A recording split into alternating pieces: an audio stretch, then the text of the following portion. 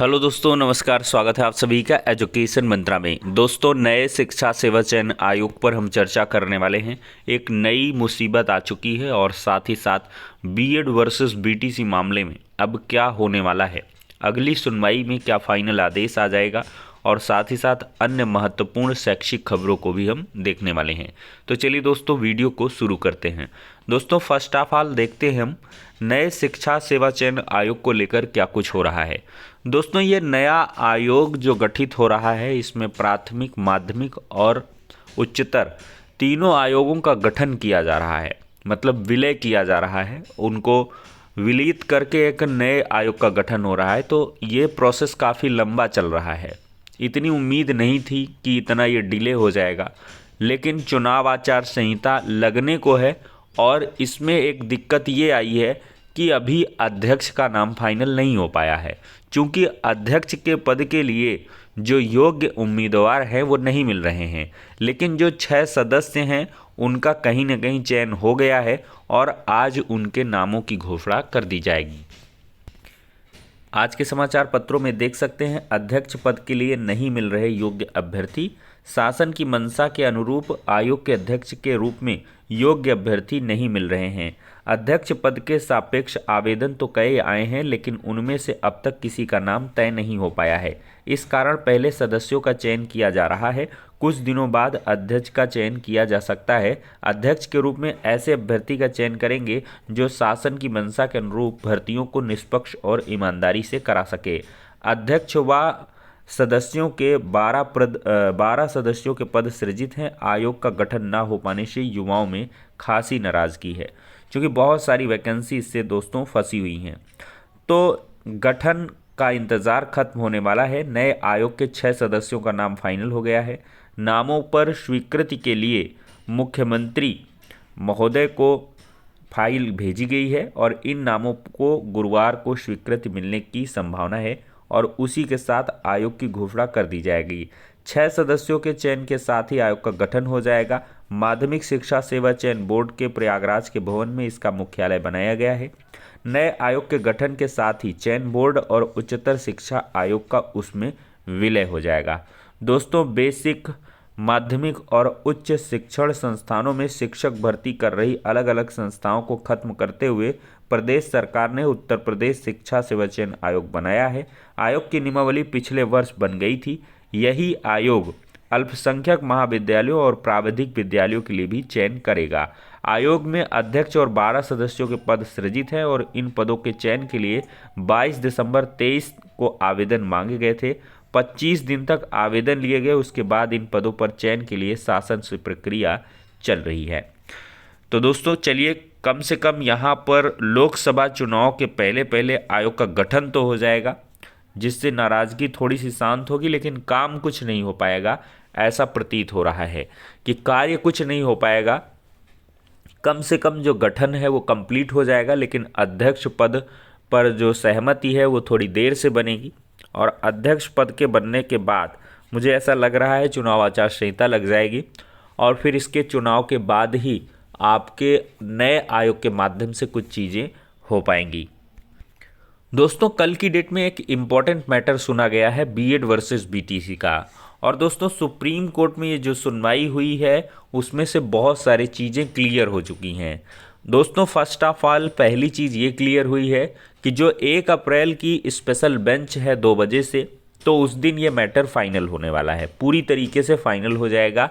पर्याप्त समय दिया गया है।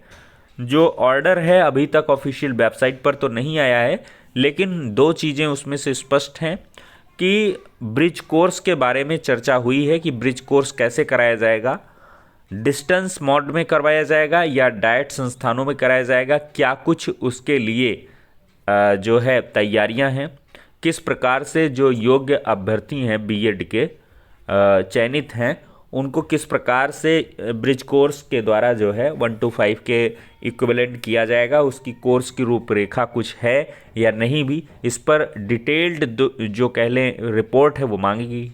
और दूसरा मुद्दा ये है कि पूरे देश के सभी राज्यों और केंद्र शासित प्रदेशों में शिक्षक भर्ती पद पर जो चयनित उम्मीदवार हैं बीएड के, उनकी संख्या मांगी गई है। 11 अगस्त 2023 के जजमेंट के पहले। और ऐसा भी सुनने में आया है कि खाली पदों की संख्या भी मांगी गई है कि खाली पद कितने हैं और कितने डीएलएड के कैंडिडेट्स मौजूद हैं। मतलब कि सुप्रीम कोर्ट ये चाहती है कि अगर डीएलएड के कैंडिडेट्स कम हैं, वैकेंसी ज़्यादा है, तो उस पर भी कुछ विचार किया जा सकता है। अन्यथा जो है अब देखते हैं कि किस पर्सपेक्टिव में ये आंकड़ा मांगा गया है। ऑर्डर आ जाए तो क्लियर हो जाएगा। ज़्यादा मेरे हिसाब से यही आंकड़ा है। खाली पदों वाली भी बात सुनने में आ रही है, लेकिन खाली पदों को मैं उतना सटीक नहीं मानता हूँ। लेकिन मेरे हिसाब से ये जानकारी मांगी गई है कि 11 अगस्त 2023 के पहले कितने चयनित हैं, मतलब उस आदेश से कितने बीएड कैंडिडेट प्रभावित होंगे, ये आंकड़ा मांगा गया है। और साथ ही साथ जो इनके लिए ट्रेनिंग वगैरह है ब्रिज कोर्स की, वो कैसे कराई जाएगी इसके बारे में तो दोस्तों देखते हैं। लेकिन पूरी उम्मीद है कि जो चयनित हैं 11 अगस्त के 23 के जजमेंट के पहले पहले जिन्होंने सिलेक्शन पा लिया है, उनको सुप्रीम कोर्ट डिस्टर्ब नहीं करेगी, उनको राहत मिल जाएगी।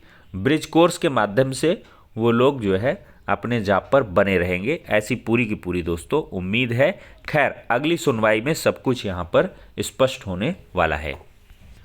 दोस्तों अगली अपडेट है, लोक सेवा आयोग के परीक्षा नियंत्रक बने हर्षदेव पांडे। आरओ निरस्त होने के बाद हटाए गए थे पूर्व परीक्षा नियंत्रक।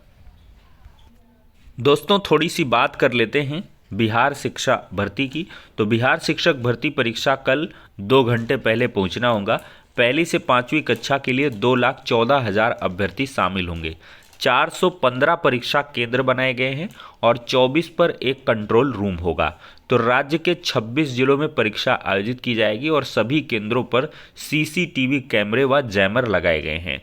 2 पालियों में आयोजित की जाएगी परीक्षा। और दोस्तों निःशुल्क कोचिंग के लिए शिक्षकों का इंटरव्यू आज होगा। बिहार बोर्ड की ओर से बुधवार को साक्षात्कार के लिए शामिल शिक्षकों की सूची समिति ने वेबसाइट पर जारी कर दी है। तो ये कुछ महत्वपूर्ण सूचनाएं हैं बिहार से।